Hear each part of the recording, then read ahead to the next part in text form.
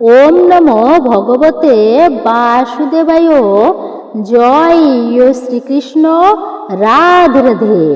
আজকের ভিডিওটি রয়েছে আপনাদের জন্য 2026 সালের 20শে এপ্রিল সোমবার দিন পালিত হচ্ছে সনাতন ধর্মের অক্ষয় তৃতীয়া, যেটি একটি অত্যন্তই পবিত্র ও বিশেষ দিন এবং সংস্কৃত শব্দ অক্ষয় এর অর্থ হলো যার কোনো ক্ষয় নেই বা যা চিরস্থায়ী বিশ্বাস করা হয় যে এই দিনে যে সৎ বা পূর্ণ কাজ করে তার ফল অনন্তকাল ধরে প্রাপ্ত করা যায়, তা কখনোই নষ্ট হয় না।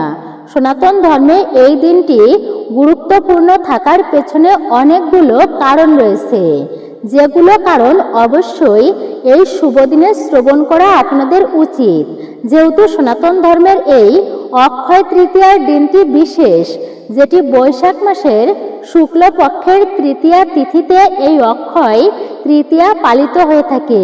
2026 সালে 20শে এপ্রিল সোমবার দিন পালিত হচ্ছে এই অক্ষয় তৃতীয়া।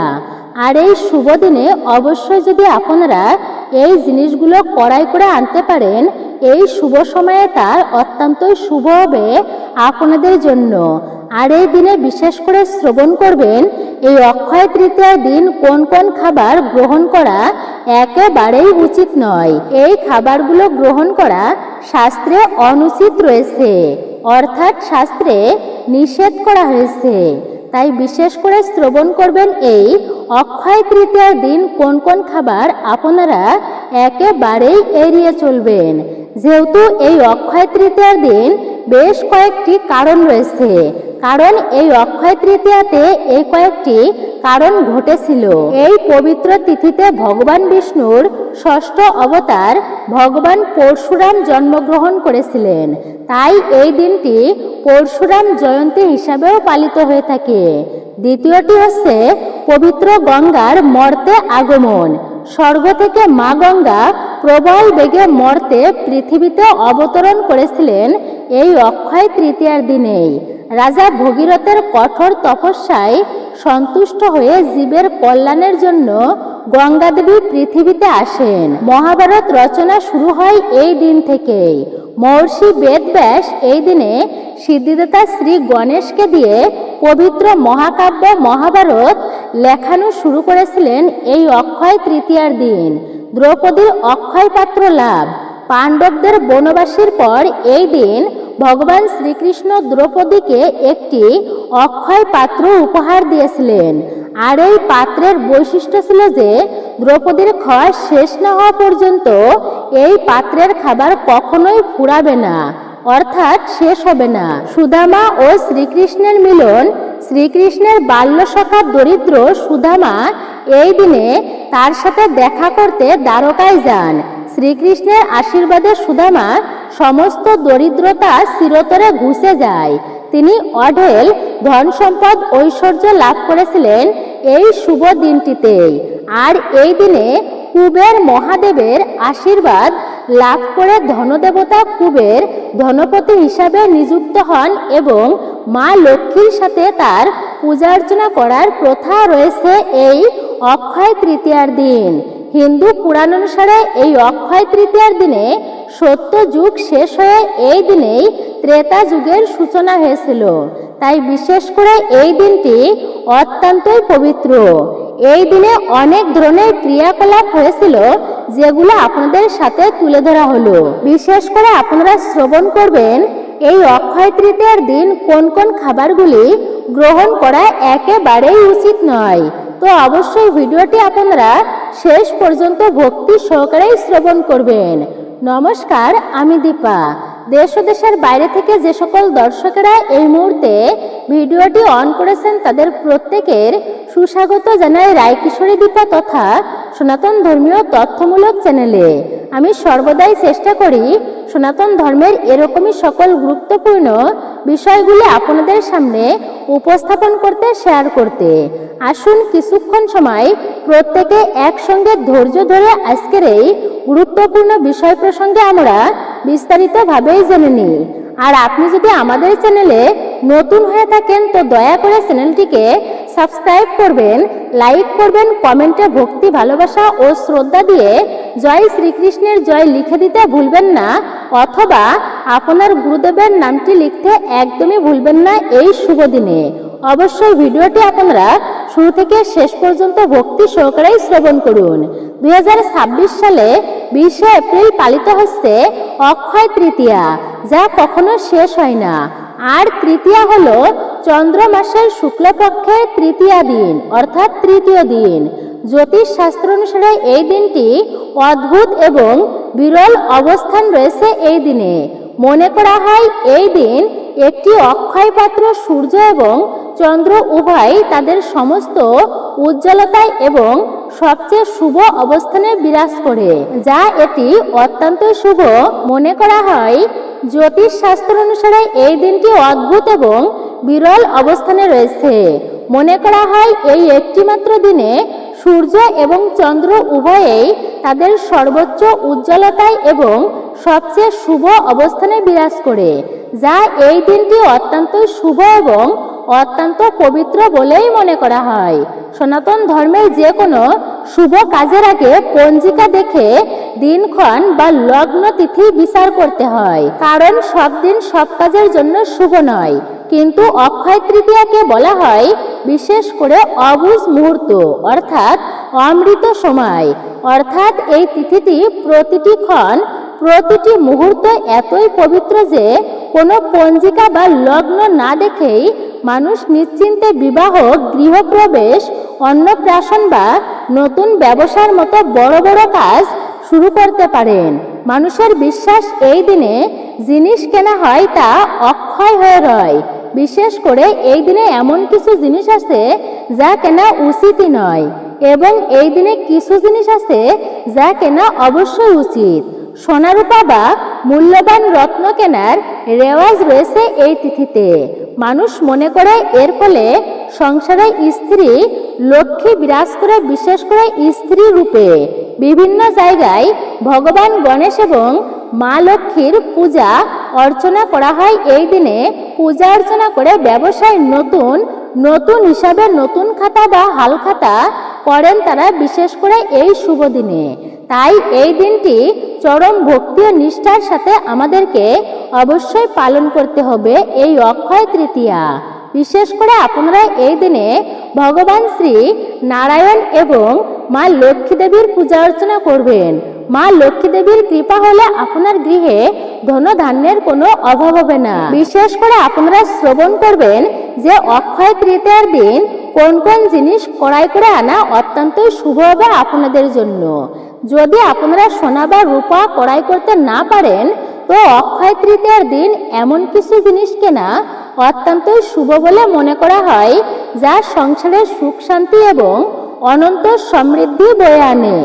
অনেকেই মনে করেন যে এই দিনে শুধু সোনার রূপা কিনলেই পূর্ণ হয়, কিন্তু শাস্ত্র অনুযায়ী আরো বিশেষ কিছু বা বেশ কিছু জিনিস রয়েছে যা কেনা অত্যন্ত মঙ্গল হতে পারে আপনাদের প্রত্যেকের জন্য।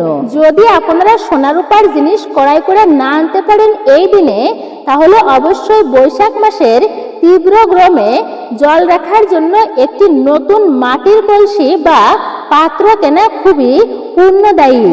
আপনারা এই দিন একটি পাত্র বা মাটির কলসি বাড়িতে কিনে আনুন, এটি অত্যন্ত শুভ হবে আপনার জন্য। যদি আপনি সোনা রূপা ক্রয় করতে না পারেন, এটি আপনার পরিবারে শান্তি ও শীতলতার প্রতীক। সোনা রূপা কেনা সম্ভব না হলে তামা বা পিতলের কোনো ছোট পাত্র, পূজার বাসন কেনা যেতে পারে, তবে লোহা বা স্টিল বা প্লাস্টিকের জিনিস কেনা এড়িয়ে চলতে হবে এই দিনে। এই অক্ষয় তৃতীয়ার দিনে লক্ষ্মীর প্রিয় জিনিসগুলো ক্রয় করতে পারেন আপনি। মা লক্ষ্মী সমুদ্র থেকে উদ্ভূত হয়েছিল এবং বিশেষ করে এই দিনে তার অত্যন্ত প্রিয় জিনিস হচ্ছে কড়ি। এই দিনে হলুদ বা সাদা কড়ি কিনে মা লক্ষ্মীর পূজায় ব্যবহার করতে পারেন আপনি। এছাড়া গোমতী চক্র কেনা বা তা লাল শালুতে মানে লাল কাপড়ে মুড়ে আলমারি বা ক্যাশ বাক্সে রাখলে আর্থিক শ্রীবৃদ্ধি ঘটে। দক্ষিণাবর্তী শঙ্খ। এই দিনে শঙ্খ কিনে ঘরে রাখতে পারলে তা আপনার জন্য ইতিবাচক প্রভাব বয়ে আনবে। অবশ্যই আপনারা যে কোনো ধরনের শস্য, বিশেষ করে আপনারা গোটা ধনে বা হলুদ কড়াই করে আনতে পারেন এই দিনে। এতে অন্নপূর্ণার কৃপায় সংসারে কখনো অন্নের অভাব হয় না, দারিদ্র থাকবে না। এই দিনে যদি আপনি কড়াই করে আনতে পারেন চাল বা ধান বা যে কোনো খাদ্যশস্য, এছাড়া ঝাঁটা কড়াই করে আনতে পারেন এই শুভ দিনে। আর অবশ্যই শ্রবণ করবেন এই অক্ষয় তৃতীয়ার দিন কোন কোন খাবার আপনারা গ্রহণ করবেন না। অক্ষয় তৃতীয়ার দিনটি হলো অহিংসা এবং পবিত্রতার প্রতীক। তাই এই দিনে যে কোনো প্রকার মাছ, মাংস বা আমিষ খাবার মহাপাপ বলে গ্রহণ করা এটি বিবেচিত হয়েছে শাস্ত্রে। তাই বিশেষ করে এই দিনে আপনারা আমিষ খাবার গ্রহণ করবেন না। এই দিনে বিশেষ করে মনে রাখবেন যে কোনো ধরনের মাছ, মাংস খাওয়া থেকে সম্পূর্ণ এড়িয়ে চলতে হবে আপনাদেরকে। এই দিনে অবশ্যই ডিম খাওয়া চলবে না একদমই। এছাড়া এই শুভ দিনে রাজসিক এবং তামসিক এই তামসিক আহার বর্জন করা উচিত, কারণ এতে মনের চঞ্চলতা এবং ক্রোধ বৃদ্ধি করে। হিন্দু ধর্মে যে কোনো ব্রত বা পূজার দিন, বিশেষ করে এই পবিত্র অক্ষয় তৃতীয়ার দিনে পেঁয়াজ এবং রসুন খাওয়া নিষিদ্ধ রয়েছে। রান্নায় পুরোপুরি নিরামিষ হলে তা যেন পেঁয়াজ রসুন মুক্ত হয়। অনেক শাস্ত্রে মাশরুমকে তামসিক খাবারের তালিকাভুক্ত করা হয়েছে, তাই পূজার দিন এটি এড়িয়ে চলাই ভালো। এছাড়া মুসুর ডালকে আমিষের সমতুল্য বলেই মনে করা হয়। তাই অক্ষয় তৃতীয়ার দিনে রান্না করা বা খাওয়া থেকে আপনারা বিরত থাকবেন অবশ্যই মুসুর ডাল এবং মাশরুম। অনেক জায়গায় খেসারির ডালকে পূজার দিনে বর্জনীয় করা হয়েছে। এর বদলে আপনারা ছোলার ডাল ব্যবহার করতে পারেন, তাও অত্যন্ত শুভ হবে। অক্ষয় তৃতীয়ার দিনে মা লক্ষ্মী বা ভগবান বিষ্ণুর কুবেরের আরাধনা করার বিশেষ দিন।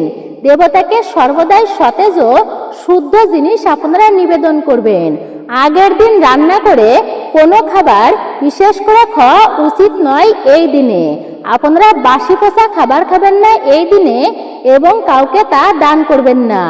আপনারা আগের দিন নিরামিষ খাবার গ্রহণ করবেন, অবশ্যই আপনারা এটি গ্রহণ করবেন আগের দিন থেকেই। বিশেষ করে এই বিষয়টি মনে রাখবেন এবং আপনারা এই বিশেষ দিনে এঁটো খাবার ভুলেও মুখে তুলবেন না, তোলা উচিত নয়। অক্ষয় শব্দের অর্থ হলো যা ক্ষয় হয় না। এই দিনে ভালো কাজ করলে যেমন পুণ্য অক্ষয় হয়, তেমনি পাপ বা ভুল কাজ করলেও তার নেতিবাচক প্রভাব দীর্ঘস্থায়ী হয়। তাই এই দিনে কোনো ধরনের নেশাজাতীয় খাবার গ্রহণ করবেন না, সেই বিষয়ে অবশ্যই আপনারা এড়িয়ে চলবেন। এই শুভ দিনে আপনারা এইসব খাবার এড়িয়েই চলবেন। মানসিক, তামসিক এবং রাগ, লোভ, অহংকার এবং অন্যের প্রতি খারাপ চিন্তাকে বর্জন করা উচিত। তবে অক্ষয় তৃতীয়ার আসল ফলও পূর্ণ ফল লাভ করতে পারবেন আপনারা শ্রবণ করলেন এই অক্ষয় তৃতীয়ার দিন কোন কোন খাবার এড়িয়ে চলবেন আপনারা, আর বিশেষ করে শ্রবণ করবেন এই শুভ দিনে কোন কোন ক্রিয়াকলাপগুলো আপনারা একদমই এড়িয়ে চলবেন, যা আপনাদের জীবনে সুখ শান্তি ভরে থাকবে এবং পূর্ণ থাকবে। আপনাদের জীবনে এমন কার্য করলে অবশ্যই তেমন কার্য করবেন, আর তেমন কার্য করা উচিত নয় যা আপনার জীবনে ক্ষতি আসবে, যার অর্থ অক্ষয় অর্থাৎ চিরস্থায়ী হয়ে থাকবে এই দিনে। তাই বিশেষ করে শ্রবণ করবেন এই অক্ষয় তৃতীয়ার দিন কোন কোন কাজ করা আপনাদের জন্য শুভ হতে পারে। 2026 সালের 20 এপ্রিল সোমবার দিন এই অক্ষয় তৃতীয়ার দিন সকালে সূর্যোদয়ের আগে ঘুম থেকে উঠে স্নান করা অত্যন্ত শুভ হবে আপনার জন্য। যদি সম্ভব হয় গঙ্গা স্নান করুন, অন্যথায় বাড়ির স্নানের জলে সামান্য গঙ্গা জল মিশিয়ে স্নান করতে পারেন। স্নানের পর পূর্বপুরুষদের বা পিতৃপুরুষদের উদ্দেশ্যে তর্পণ করা এবং জল দান করা অত্যন্ত জরুরি। এতে পূর্বপুরুষদের আত্মা শান্তি পায় এবং পরিবারের উপর আশীর্বাদ বর্ষিত থাকে। এই শুভ দিন অর্থাৎ অক্ষয় দান সবচেয়ে গুরুত্বপূর্ণ রয়েছে এই দিনে। এটি বৈশাখ মাসে এবং এই সময় প্রচণ্ড গরম থাকে। তাই এই দিনে তৃষ্ণার্ত বা অভাবী মানুষকে সাহায্য করা শ্রেষ্ঠ হতে পারে। জল দান করতে পারেন বা শরবত দান করতে পারেন এই দিনে। এই শুভ দিনে ছাতু বা যে কোনো ধরনের ফল দান করা অত্যন্ত শুভ। আপনি এই শুভ দিনে মানে অক্ষয় তৃতীয়ার দিনে আপনি দান করতে পারেন ছাতা, হাত পাখা, বস্ত্র, আপনি এগুলি দান করতে পারেন। এগুলি দান করলে সেই পুণ্য অক্ষয় হয়ে থাকে। এই দিনে বাড়িতে বা মন্দিরে ভগবান বিষ্ণু এবং মা লক্ষ্মীর পূজা অর্চনা করুন। যেহেতু আপনি যদি ধার্মিক বিষয়ে আগ্রহী হয়ে থাকেন তাহলে এই দিন অর্থাৎ এই অক্ষয় তৃতীয়ার দিন শ্রী বিষ্ণুর সহস্র নাম পাঠ করা ওম নমঃ ভগবতে বাসুদেবায় নমঃ এই মন্ত্রটি জপ করা আপনাদের মানসিক শান্তির জন্য খুবই ভালো হবে। ঠাকুরকে চালের পায়েস বা সাদা মিষ্টির ভোগ নিবেদন করুন এই শুভ দিনে বা ক্ষীর অর্পণ করুন। এই অক্ষয় তৃতীয়ার দিন অবশ্যই পরিবেশের জন্য এবং নিজের পুণ্য বৃদ্ধির জন্য এই দিনে তুলসী গাছ রোপণ করুন। একটি গাছ আজ বড়ই যতই মানুষকে ছায়া ফেলবে তার পুণ্য আপনার জীবনে ততই অক্ষয় হয়ে থাকবে। অবশ্য আপনি ছায়া দান করে এমন বৃক্ষ রোপণ করতে পারেন। এই দিনে কারোর সাথে আপনারা খারাপ ব্যবহার করবেন না, খারাপ আচরণ করবেন না, কোনো মানুষের মনে কষ্ট দেবেন না, কোনো খারাপ চিন্তা ভাবনা করবেন না। যতটা সম্ভব ভগবানের চেতনায় অর্থাৎ ভগবানের চিন্তা চেতনায় আপনি দিনটি অতিবাহিত করবেন। মহামন্ত্র জপ করবেন, মন্ত্র জপ করবেন। আপনি প্রাণীদের যেমন গরু, কুকুরদের এই শুভ দিনে খাবার খেতে দিবেন। এই কাজগুলো কেবল নিয়ম পালনের জন্যই নয়, বরং শুদ্ধ মনে ভক্তির সাথে পালন করলে আপনার পুরো পরিবারে সুখ সমৃদ্ধি দীর্ঘস্থায়ী থাকবে। আর অবশ্যই আপনারা জানবেন এই অক্ষয় তৃতীয়ার তিথির দিনে অর্থাৎ কোন কাজ আপনি একদমই করবেন না। এই দিন আপনার বাড়িঘর দর যাতে অপরিষ্কার না থাকে সেই বিষয়টি অবশ্যই খেয়াল রাখবেন। বাড়িঘর দর অপরিষ্কার রাখবেন না, নইলে আপনার বাড়িঘর থেকে মা লক্ষ্মী সর্বদাই বিদায় নেবে। যেহেতু মা লক্ষ্মী সর্বদা তিনি কিন্তু পরিষ্কার পরিচ্ছন্ন পছন্দ করেন, শান্ত পরিবেশে অবস্থান করেন। এই দিন অবশ্যই টাকা ধার দেওয়া নেওয়া, ঋণ করা উচিত নয়। অক্ষয় তৃতীয়ার দিন আপনি সম্পদ বৃদ্ধি করার একটি বিশেষ দিন। এই দিনে আপনি সম্পদ কিনতে পারেন। বিশ্বাস করা হয় এই দিনে কাউকে টাকা ধার দিলে নিজের ঘরের লক্ষ্মী বা সৌভাগ্য অন্যের কাছে চলে যায়। তাই এই বিষয়ে অবশ্যই সতর্ক থাকবেন। এই দিন বাজারে বা কেনাকাটা করতে গেলে একদমই খালি হাতে বা আপনি ফিরবেন না। খালি হাতে ফেরা অশুভ বলেই মনে করা হয়। সম্ভব হলে এই দিন সামান্য কিছু জিনিস আপনি অবশ্যই কিনে আনুন। গোটা ধনিয়া, হলুদ, কড়ি বা মাটির পাত্র কিনে ঘরে ফেরা উচিত। তা অত্যন্ত শুভ হবে আপনাদের জন্য। এই অক্ষয় তৃতীয়ার দিন কাউকে কষ্ট দেওয়া বা অপমান করা মহা পাপ বলে গণ্য করা হয়েছে। এই দিন অবশ্যই বিশেষ করে পিতামাতা, গুরুজন বা কোনো অসহায় দরিদ্র মানুষকে এই দিন কোনোভাবেই কটূক্তি কথা বলবেন না। তাদের আশীর্বাদ আপনি প্রাপ্ত করুন। গুরুজনদের আশীর্বাদ সর্বদাই যদি আপনার মাথার উপর থাকে তাহলে সকল কাজে আপনি জয়ী হতে পারবেন। এই শুভ দিনে অর্থাৎ অক্ষয় তৃতীয়ার দিন ভগবান বিষ্ণুর পূজায় তুলসী পাতা অপরিহার্য, কিন্তু স্নান না করে বা অপরিষ্কার পোশাকে তুলসী পাতা ছেঁড়া এই দিন কঠোরভাবে নিষিদ্ধ রয়েছে। সবচেয়ে ভালো হয় যদি পূজার জন্য আগের দিন কিছু তুলসী পাতা তুলে রেখে দিতে পারেন এবং তা পরিষ্কার পরিচ্ছন্ন অর্থাৎ আপনি ধুয়ে রাখতে পারেন। বিশেষ করে অবশ্যই এই ক্রিয়াকলাপগুলো আপনারা ভুলেও কিন্তু অক্ষয় তৃতীয়ার দিন করবেন না।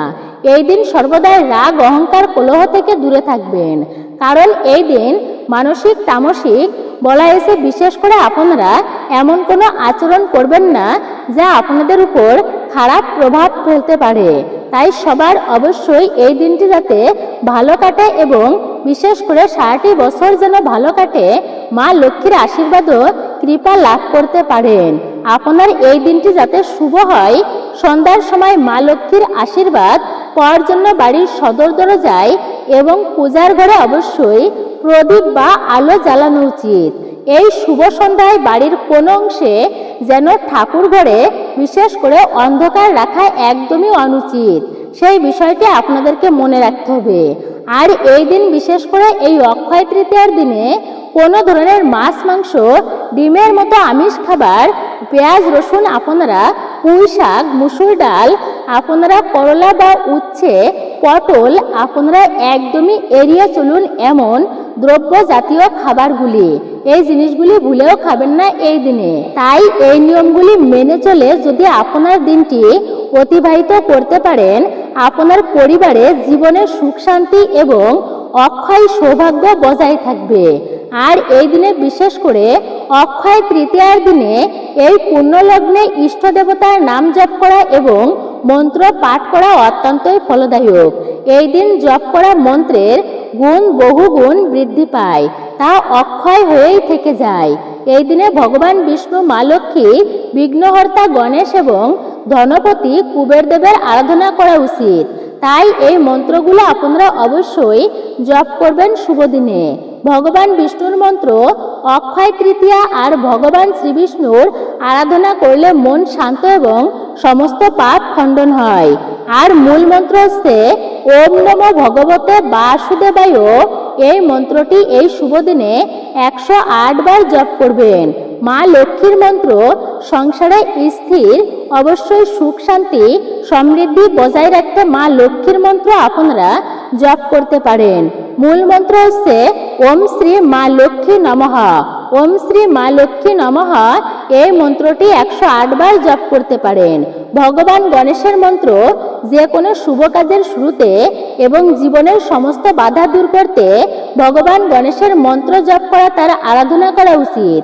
ওম গাং গণপতায় নমঃ এই মন্ত্রটি 108 বার জপ করবেন। ধনপতি কুবেরের মন্ত্র জপ করবেন। অক্ষয় তৃতীয়া আর কুবের দেবের পূজা করলে সঞ্চিত অর্থ কখনোই ফুরিয়ে যায় না। তাই শুভ দিনে কুবের মন্ত্র 108 বার জপ করবেন। ওম যক্ষায় কুবেরায় বৈশ্রবণায় ধন ধারণাদি পতেই ধন ধারণ সমৃদ্ধং মে দেহি দপায়ায় সাহা। আপনারা এই মন্ত্রটি বিশেষ করে জপ করবেন 108 বার। সকালে স্নান করে শুদ্ধ বস্ত্র পরিধান করে আপনারা পূর্ব বা উত্তর দিকে মুখ করে বসবেন। এই অক্ষয় তৃতীয়ার দিন সম্ভব হলে একটি তুলসীর মালা ব্যবহার করে এই মন্ত্রগুলো 108 বার জপ করতে পারলে তা অত্যন্তই শুভ হতে পারে এবং আপনার পরিবারের সকলের মঙ্গল হবে এই অক্ষয় তৃতীয়ার দিন। তো বিশেষ করে সবকিছু আপনাদের সাথে সবিস্তারে আলোচনা করা হলো যে অক্ষয় তৃতীয়ার দিন কোন কোন খাবার গ্রহণ করবেন, কি কি কাজ করবেন, কোন কাজ এড়িয়ে চলবেন এবং এই অক্ষয় তৃতীয়ার দিন কোন কোন মন্ত্রটি জপ করবেন এই শুভ দিনে। এই ছিল মূলত আজকের ভিডিওটি আপনার কাছে কেমন লেগেছে মূল্যবান মতামত জানাতে একদমই ভুলবেন না। ভিডিও থেকে যদি আপনি একটুকু উপকৃত ও সমৃদ্ধ হয়ে থাকেন তাহলে অবশ্যই ভিডিওতে একটি লাইক করবেন এবং কমেন্টে আপনার ইষ্ট দেবদেবী বা আপনার গুরুদেবের নামটি লিখে জানাতে একদমই ভুলবেন না। জয় শ্রীকৃষ্ণের জয় লিখতে ভুলবেন না। চ্যানেলটি সাবস্ক্রাইব করবেন, ভিডিওতে একটি লাইক করবেন, কমেন্টে ভক্তি ও ভালোবাসা দিয়ে অবশ্যই লিখুন জয় শ্রীকৃষ্ণের জয়। আপনি অবশ্যই শুভ দিনে কিন্তু লিখতে ভুলবেন না। ভিডিওটি সকলের মাঝে শেয়ার করবেন যাতে তারাও উপকৃত হয়। সকলে ভালো থাকুন, সুস্থ থাকুন, পরম করুণাময় ঈশ্বরের অশেষ কৃপায়।